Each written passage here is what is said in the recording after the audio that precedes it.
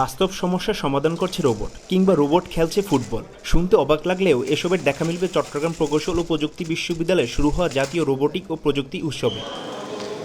বৃহস্পতিবার বিশ্ববিদ্যালয়ের মেকাট্রনিক ও ইন্ডাস্ট্রিয়াল প্রকৌশল বিভাগের উদ্যোগে প্রথমবারের মতো 3 দিনব্যাপী এ উৎসব শুরু হয়। এতে অংশ নেন বুয়েট, কুয়েট, রুয়েট, ঢাকা বিশ্ববিদ্যালয়, চট্টগ্রাম বিশ্ববিদ্যালয় সহ 41টি বিশ্ববিদ্যালয়ের 7 শতাধিক প্রতিযোগী। অংশ নিতে পেরে উচ্ছ্বসিত শিক্ষার্থীরা। লাইন ফ্লোয়িং রোবটের বেসিক্যালি পুরো জিনিসটা হচ্ছে প্রোগ্রামিংয়ের উপর ডিপেন্ড করে। সো আমাদের এখানে পুরোপুরি দেখা হয় আমাদের প্রোগ্রামিং স্কিলটা কতটুকু ভালো। এরকম আরও কম্পিটিশন বেটার হওয়া উচিত। এরকম হলে তরুণরা তাদের প্রতিভাগুলো বিকাশ করার সুযোগ পাবে। বৃহস্পতিবার সকাল 8:30টায় কেক কাটা ও আনন্দ শোভাযাত্রার মধ্যে দিয়ে শুরু হয় এ উৎসব। উদ্বোধন করেন বিশ্ববিদ্যালয়ের উপাচার্য অধ্যাপক মাহমুদ আব্দুল মতিন ভূঁইয়া। এরপর শুরু হয় কারিগরি কর্মশালা, মেকাট্রনিক্স এবং শিল্প প্রকৌশল বিভাগের শিক্ষার্থীদের অংশগ্রহণে ক্রিকেট প্রতিযোগিতা।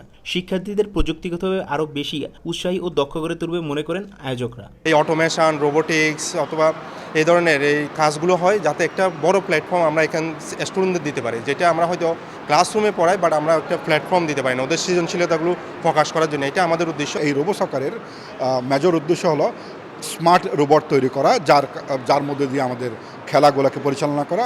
শনিবার শেষ দিন থাকবে প্রজেক্ট প্রদর্শনী, ক্যাট সফটওয়্যারের মাধ্যমে নকশা তৈরি ও দাবা প্রতিযোগিতা। তারিফ রহমান, সময় সংবাদ, চট্টগ্রাম।